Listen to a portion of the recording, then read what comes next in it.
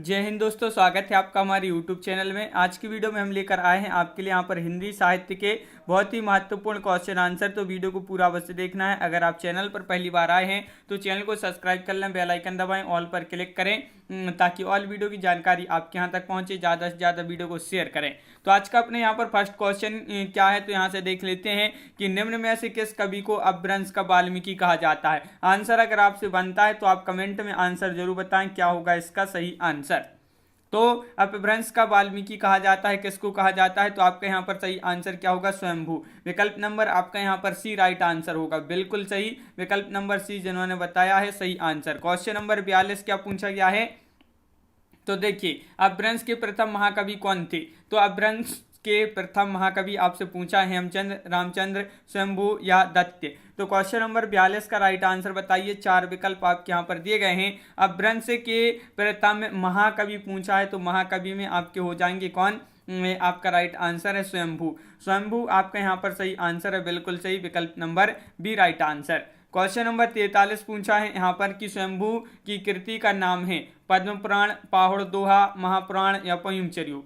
तो question number 43 का answer बताइए क्या होगा इसका राइट आंसर। 4 विकल्प है, महत्वपूर्ण क्वेश्चन है और ये आपके जो क्वेश्चन है ये पूछे गए ही क्वेश्चन है आपकी पिछली परीक्षा में। तो यहाँ पर आपका बताना है कि स्वयंभू की कृति का नाम बताना है, तो आपका सही आंसर है पयुमचर्यू। पयुमचर्यू विकल्प नंबर डी आपका यहाँ पर सही आंसर है।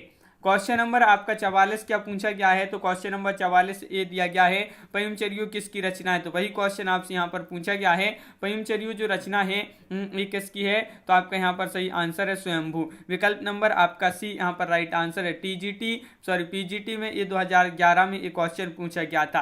क्वेश्चन नंबर आपका 45 यहाँ पर क्या पूछा गया है, तो देख लेते हैं कि इनमें से किस ग्रंथ में लिखा है कि अग्नि परीक्षा के बाद सीता जैन धर्म में दीक्षित हो जाती हैं। तो वह ग्रंथ बताना है, कौन सा वह ग्रंथ है, वह ग्रंथ का नाम बताइए। यहाँ पर महापुराण या भविष्यत कहा या परमात्मा प्रकाश पयुमचर्यू। तो क्वेश्चन नंबर 45 का राइट आंसर है आपका यहाँ पर विकल्प नंबर डी पयुमचर्यू आपका यहाँ पर सही आंसर है। पयुमचर्यू आपका यहाँ पर सही आंसर है, बिल्कुल सही। विकल्प नंबर डी। क्वेश्चन नंबर आपका यहाँ पर क्या पूछा है, तो क्वेश्चन नंबर 46 पूछा गया है यहाँ पर ये कि इनमें से कौन सा ग्रंथ लौकिक चरित्र काव्य माना जाता है। तो लौकिक चरित्र काव्य माना जाता है, वह ग्रंथ बताना है, वह कौन सा ग्रंथ है। तो यहाँ पर जीआईसी प्रवक्ता परीक्षा 2017 में ये क्वेश्चन पूछा गया है, क्वेश्चन नंबर 46, और इसका जो सही आंसर है वह क्या है। तो लौकिक चरित्र काव्य माना जाता है तो वह ग्रंथ कौन सा है, तो भविष्यत कहा, यानी कि विकल्प नंबर 1 आपका यहाँ पर सही आंसर है। भविष्यत कहा राइट आंसर है, बिल्कुल सही।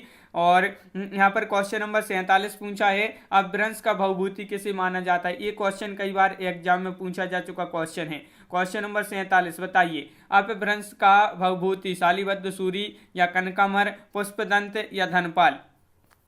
महत्वपूर्ण क्वेश्चन है क्वेश्चन नंबर 47 और इसका जो सही आंसर है कि अपभ्रंश का भवभूति कहा जाता है पुष्पदंत को। किसको, पुष्पदंत, यानी कि विकल्प नंबर बी आपका यहाँ पर सही आंसर है। पुष्पदंत आपका राइट आंसर यहाँ पर है। क्वेश्चन नंबर 48 क्या पूछा गया है, तो 48वां क्वेश्चन आपका ये रहा। यहाँ पर देखिए निम्नलिखित में से कौन सी रचना पुष्पदंत की नहीं है। देखिए नहीं पूछा है आपसे यहाँ पर, तो नहीं में आपके लिए बताना है।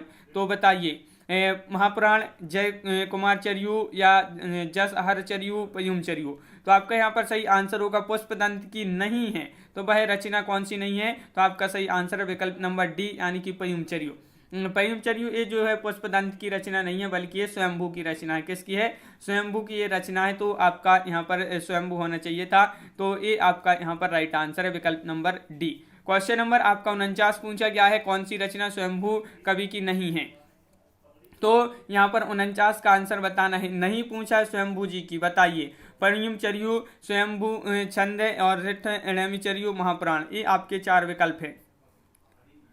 क्वेश्चन नंबर है आपका यहाँ पर 49 का सही आंसर है डी महापुराण। महापुराण आपका यहाँ पर सही आंसर है, बिल्कुल सही। महापुराण आपका राइट आंसर पुष्पदंत की रचना है, बिल्कुल सही। महापुराण पुष्पदंत की रचना है, ये स्वयंभू की रचना नहीं है। क्वेश्चन नंबर आपका 50 क्या पूछा है, खड़ी बोली में सबसे पहले काव्य सृजन करने वाले कवि कौन है। खड़ी बोली में सबसे पहले काव्य सृजन करने वाले कवि हैं अमीर खुसरो, तुलसीदास, सूरदास, इनमें से कोई नहीं।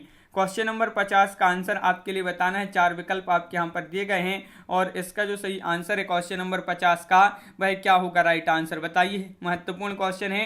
विकल्प नंबर 1 अमीर खुसरो। अमीर खुसरो आपका यहाँ पर सही आंसर है। विकल्प नंबर 1 राइट आंसर यहाँ पर होगा। क्वेश्चन नंबर 51 क्या पूछा गया है, तो यहाँ पर देख लेते हैं कि खड़ी बोली हिंदी में सर्वप्रथम रचना करने वाले कवि का नाम बताइए। तो खड़ी बोली हिंदी में सर्वप्रथम रचना करने वाले कवि का नाम बताना है।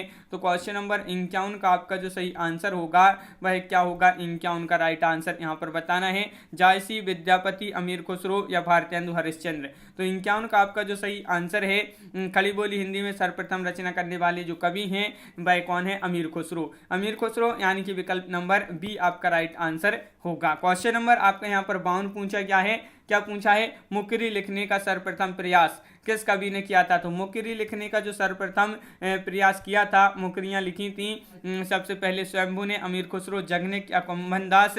तो यहाँ पर आपका राइट आंसर होगा 52 का क्या होगा राइट आंसर। महत्वपूर्ण क्वेश्चन है, कई बार एग्जाम में पूछा जा चुका क्वेश्चन है और आपका अमीर खुसरो राइट आंसर है। मुकरियां लिखने का जो प्रयास किया था सर्वप्रथम वह अमीर खुसरो जी ने किया था। तो विकल्प नंबर सी आपका यहाँ पर सही आंसर है। क्वेश्चन नंबर 53 क्या पूछा है, तो यहाँ पर देख लेते हैं। क्वेश्चन नंबर 53 आपका ए यहाँ पर दिया गया है। अमीर खुसरो की पहेलियाँ तथा मुकरियाँ का जो उद्देश्य वह क्या है, इसका क्या उद्देश्य है। अमीर खुसरो की जो पहेलियाँ हैं या मुकरियाँ हैं इनका उद्देश्य बताना है। तो आपको यहाँ पर सही आंसर क्या होगा, क्वेश्चन नंबर 53 है। 4 विकल्प भी आपके यहाँ पर दिए गए हैं, बताइए कमेंट में आंसर क्वेश्चन नंबर 53 का। तो आपका यहाँ पर जो सही आंसर है वह आपका यहाँ पर इसका उद्देश्य जो है मनोरंजन के माध्यम से लोक व्यवहार की शिक्षा, ये जो है इनका प्रमुख उद्देश्य। इनकी मुकरियाँ और जो पहेलियाँ हैं इनका ये अमीर खुसरो की हैं। क्वेश्चन नंबर आपका 54 क्या पूछा गया है, तो निम्न में से कौन शिलांकित कृति है। शिलांकित कृति आपके लिए बताना है। पाहुड़ दोहा है, राउल बेल है, प्राकृत पेंगलम है, वर्ण रत्नाकर। क्वेश्चन नंबर 54 का सही आंसर 4 विकल्प दिए गए हैं। सभी लोग वीडियो को लाइक अवश्य करते जाएं जिन्होंने अभी तक वीडियो को लाइक नहीं किया है। और यहाँ पर राउलवेल राइट आंसर है। ये जो शिलांकित कृति है कौन सी है, राउलवेल यानी कि विकल्प नंबर बी आपका राइट आंसर है। शिलांकित कृति है बिल्कुल। और क्वेश्चन नंबर आपका यहाँ पर 55 क्या पूछा गया है, राउलवेल किस तरह की रचना है, ये आपके लिए बताना है। तो गद्य, पद्य, मिश्रित, चंपू काव्य, नाटक, शुद्ध काव्य या प्रेमाख्यानक, प्रबंध काव्य। क्वेश्चन नंबर 55 क्या होगा इसका सही आंसर। 55 का महत्वपूर्ण क्वेश्चन है 55वां और इसका जो सही आंसर है गद्य, पद्य, मिश्रित, चंपू काव्य। आपका यहाँ पर सही आंसर राउलवेल जो है किस तरह की रचना है, तो गद्य, पद्य, मिश्रित, चंपू काव्य आपका राइट आंसर यहाँ पर है। क्वेश्चन नंबर 56 पूछा गया है कि निम्नलिखित में से कौन व्याकरण ग्रंथ के रूप में प्रतिष्ठित हैं। व्याकरण ग्रंथ के रूप में प्रतिष्ठित हैं तो राउलवेल, वर्ण रत्नाकर, उक्ति व्यक्ति प्रकरण या कुवलय माला। क्वेश्चन नंबर 56 का सही आंसर बताइए। महत्वपूर्ण क्वेश्चन है क्वेश्चन नंबर 56 और इसका जो सही आंसर है 56 का वह होगा आपका राइट आंसर विकल्प नंबर आपका बी यानी कि उक्ति व्यक्ति प्रकरण आपका यहाँ पर सही आंसर है। उक्ति व्यक्ति प्रकरण जो है व्याकरण ग्रंथ के रूप में प्रतिष्ठित है तो विकल्प नंबर बी राइट आंसर यहाँ पर होगा। क्वेश्चन नंबर 57 क्या दिया गया है, तो यहाँ पर देख लेते हैं। क्वेश्चन नंबर 57 आपका ये रहा। क्वेश्चन नंबर 57 उक्ति व्यक्ति है ग्रंथ है, महाकाव्य है या आपका छंद है, गद्य काव्य है या व्याकरण है। अब भी पढ़ा, महत्वपूर्ण क्वेश्चन है। तो बताइए क्वेश्चन नंबर 57 का राइट आंसर यहाँ पर क्या होगा। 4 विकल्प दिए गए हैं और 57 का आपका सही आंसर है। पीजीटी परीक्षा 2015 में ये क्वेश्चन पूछा गया, डी राइट आंसर है आपका यहाँ पर यानी कि व्याकरण ग्रंथ है, ये आपके लिए याद रखना है। उक्ति व्यक्ति प्रकरण जो है व्याकरण ग्रंथ है। क्वेश्चन नंबर आपका 58 पूछा है, निम्न में से कौन सी रचना व्याकरण ग्रंथ है। तो बताइए, अब भी पढ़ा वही क्वेश्चन आपका यहाँ पर डबल हो रहा है तो यहाँ पर सी राइट आंसर होगा यानी कि उक्ति व्यक्ति प्रकरण। इनमें से कौन सी भाषा आदिकाल की है। देखिए आपसे यहाँ पर आदिकाल की भाषा पूछा है, ये आपका क्वेश्चन पीजीटी परीक्षा 2011 में ये क्वेश्चन पूछा गया है। तो ब्रजभाषा, डिंगल पिंगल, खड़ी बोली या अवधि। तो क्वेश्चन नंबर 59 का जो सही आंसर है वह आपका 59 का विकल्प नंबर 1 है ब्रजभाषा। ब्रजभाषा आपका यहाँ पर सही आंसर है, बिल्कुल सही। विकल्प नंबर 1 आपका यहाँ पर राइट आंसर है ब्रजभाषा। क्वेश्चन नंबर आपका यहाँ पर जो 60 पूछा गया है, क्या पूछा गया है, तो यहाँ पर देख लेते हैं। क्वेश्चन नंबर 60 आपका यहाँ पर दिया गया है। क्वेश्चन नंबर 60 ये रहा। रासो ग्रंथ किस भाषा में लिखे गए थे। ये क्वेश्चन महत्वपूर्ण है। तो जो रासो ग्रंथ थे ये किस भाषा में लिखे गए थे? तो आपका यहाँ पर सही आंसर क्या होगा? खड़ी बोली, अवधी या ब्रजभाषा या डिंगल पिंगल? तो डिंगल पिंगल आपका यहाँ पर सही आंसर है। डिंगल पिंगल रासो ग्रंथ किस भाषा में लिखे गए थे? तो ये जो है डिंगल पिंगल भाषा में लिखे गए थे। विकल्प नंबर डी राइट आंसर आपका यहाँ पर होगा। क्वेश्चन नंबर आपका 61 पूछा है। 61 क्या पूछा है? चारण साहित्य किस साहित्य का दूसरा नाम है? दूसरा नाम है, ये आपके लिए याद रखना है। चारण साहित्य ये जो है किस साहित्य का दूसरा नाम है? सिद्ध साहित्य का, जैन साहित्य का, नाथ साहित्य का या रासो साहित्य का? क्वेश्चन नंबर 61 का सही आंसर बताइए, महत्वपूर्ण क्वेश्चन है। और 61 का सही आंसर आपका यहाँ पर होगा, ये है जो रासो साहित्य है इसका दूसरा नाम था क्या? चारण साहित्य। याद रखना है, चारण साहित्य जो है रासो साहित्य इसका दूसरा नाम है। क्वेश्चन नंबर आपका 62 यहाँ पर क्या पूछा है? तो क्वेश्चन नंबर 62 आपका ये रहा, यहाँ पर देख लेते हैं। क्वेश्चन नंबर 62 देखिए, निम्नलिखित में से कौन 84 सिद्धों में नहीं है? देखिए नहीं पूछा है आपसे यहाँ पर, तो नहीं में आपके लिए बताना है। तो बताइए क्वेश्चन नंबर 62 का राइट आंसर। तो यहाँ पर महत्वपूर्ण क्वेश्चन है, अपनी जो पिछली परीक्षा में पूछे गए हैं। और यहाँ पर आपका जो सही आंसर है कि 84 सिद्धों में नहीं है, तो वह नहीं है कौन? सारंगधर। कौन नहीं है? सारंगधर, यानी कि विकल्प नंबर सी आपका यहाँ पर राइट आंसर है। सारंगधर आपका यहाँ पर सही आंसर है, बिल्कुल सही। क्वेश्चन नंबर 63 देख लेते हैं क्या पूछा गया है। क्वेश्चन नंबर 63, तो ये रहा आपका क्वेश्चन नंबर 63। देखिए, आदिकाल में किस प्रकार का साहित्य लिखा जा रहा था?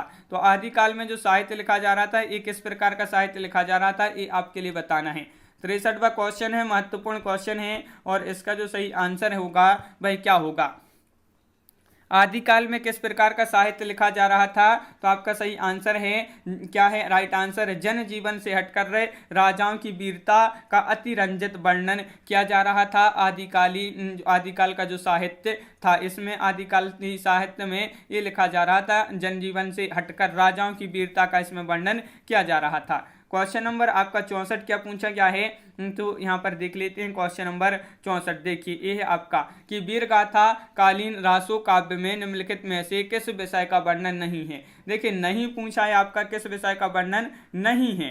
तो आश्रयदाता का अतिरंजनापूर्ण वर्णन, इतिहास और कल्पना का सम्मिश्रण, कृष्ण लीला का प्रतिपादन या युद्धों का सजीव और गत्यात्मक वर्णन? तो किस विषय का वर्णन नहीं है वीरगाथा कालीन रासो काव्यों में? तो कृष्ण लीलाओं का प्रतिपादन इसमें जो है नहीं है। तो विकल्प नंबर सी आपका यहाँ पर राइट आंसर है। विकल्प नंबर सी राइट आंसर है। क्वेश्चन नंबर आपका 65 यहाँ पर पूछा गया है कि हिंदी साहित्य के 700 से 1400 ईस्वी के कालखंड को गिरीशन ने क्या नाम दिया है? ये क्वेश्चन मोस्ट इंपॉर्टेंट क्वेश्चन पूछा गया है आपसे यहाँ पर। तो बताइए क्या है इसका सही आंसर? तो हिंदी साहित्य का जो 700 से 1400 ईस्वी के कालखंड को गिरीशन, जॉर्ज गिरीशन है, इन्होंने नाम दिया संधि काल, चारण काल, प्रारंभिक काल या अभ्रंश काल। तो ये आपका जीआईसी प्रवक्ता परीक्षा में 2012 में ये क्वेश्चन पूछा गया था। राइट आंसर है विकल्प नंबर सी, चारण काल। चारण काल आपका यहाँ पर सही आंसर है, बिल्कुल सही। चारण काल जिन्होंने बताया है सही आंसर है। क्वेश्चन नंबर आपका 66 क्या पूछा गया है? तो क्वेश्चन नंबर 66 है, विशलदेव रासो ने किस शैली का प्रयोग किया है? श्रृंगारिक, गेय, आख्यान या प्रबंध? तो विशलदेव रासो में किस शैली का इसमें प्रयोग किया गया है? विशलदेव रासो में क्वेश्चन नंबर 66 है। और 66 का सही आंसर आपका यहाँ पर जो होगा वह क्या होगा? तो राइट आंसर है विकल्प नंबर सी, यानी कि गेय। विशलदेव रासो में किस शैली का प्रयोग किया गया है? गेय शैली का प्रयोग किया गया है। तो विकल्प नंबर सी राइट आंसर आपका यहाँ पर है। क्वेश्चन नंबर है आपका यहाँ पर जो 67वां क्वेश्चन पूछा गया है, क्या पूछा गया है? तो यहाँ पर देख लेते हैं, विशलदेव रासो की रचयिता कौन है? ये आपका बहुत ही सरल क्वेश्चन है। चंद्रवारदाई है, नरपति नाल्य है, जगनेक हैं या स्वयंभू हैं? विशलदेव रासो की रचयिता पूछा है आपसे। तो 67 का आपका जो सही आंसर है, बताइए क्या है इसका राइट आंसर? महत्वपूर्ण क्वेश्चन।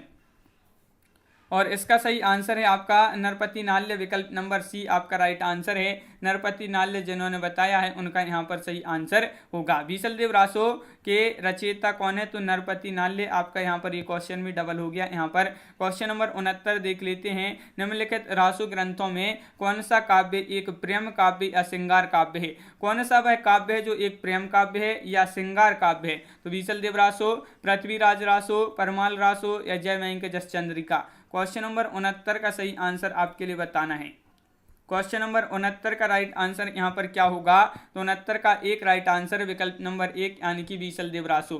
बीसल देवरासु आपका राइट आंसर है। यहाँ पर पूछा है कि निम्नलिखित रासु ग्रंथों में से कौन सा काव्य एक प्रेम काव्य या श्रृंगार काव्य? तो बीसल देवरासु विकल्प नंबर 1 राइट आंसर। 2009 में एक क्वेश्चन पूछा गया था।